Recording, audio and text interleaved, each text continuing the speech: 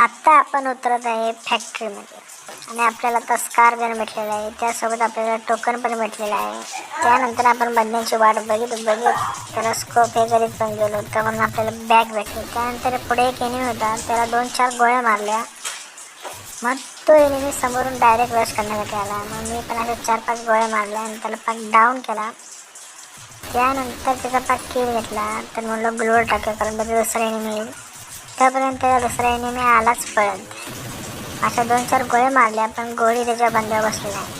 नंतर त्या बंद्याला गन काय भेटली नव्हती. नंतर त्याला M8 गन भेटली होती, पण काय फायदा नाही. मग मी हेडशॉट त्याला मारला, पाक फिनिश करून टाकला.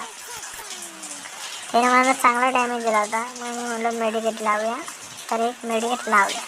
त्यापर्यंत त्याचा दुसरा एक बंदा काय झाड होऊन झाला. त्याला पण काय 4-5 गोळ्या मारल्या आणि पाक फिनिश करून टाकला. तर तो आपला त्यांचा स्क्वॉड येतो पूर्ण